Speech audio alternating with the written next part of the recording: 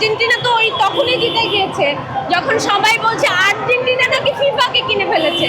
এত বড় বড় দেশের মধ্যে এত ছোট্ট একটা দেশ তার পাওয়ার থাকে ফিফাকে কেনার, তাহলে তার হার জিতের কিছু নেই, সে তো এমনিই জিতে গিয়েছে। আচ্ছা আপু, আপনি কোথা থেকে খেলা দেখতে এসেছেন এখানে?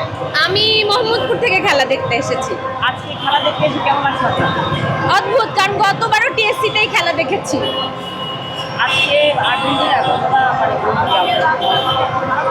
স্পেনের বেস থেকে বলবো যে স্পেন স্ট্রঙ্গার আর্জেন্টিনার কম্পারেটিভলি আর্জেন্টিনা থেকে, বাট মেসি যখন তখন যে কোনো কিছু করতে পারে। গোল্ডেন বুটে ধরে কিন্তু এমবাপ্পে গিয়া রয়েছে। আর এখনো পর্যন্ত আশা আছে, দুটো গোল লাগবে, একটা অ্যাসিস্ট লাগবে, হলেও হতে পারে, না হলেও দুঃখ নেই। মেসি মেসি যদি আজকে আর্জেন্টিনা হেরে যায় সেক্ষেত্রে কেমন?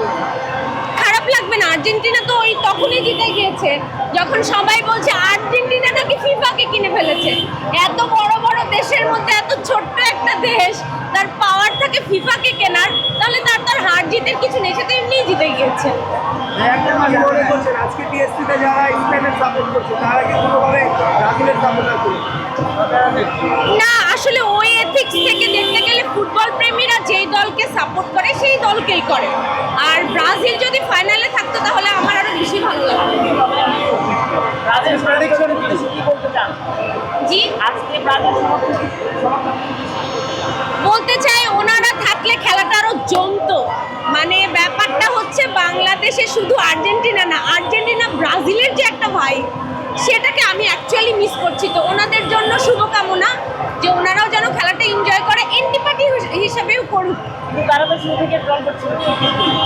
সরি, বুঝতে পারি। তারা তো শুরু থেকে চিপিস বলে ট্রল করছিল। আর হ্যাঁ, জল না হলে খেলা জমে বলুন, জল করেই বাকি আর না করেই বাকি, আনসার তো আর্জেন্টিনা ফাইনালে, তারা নয়।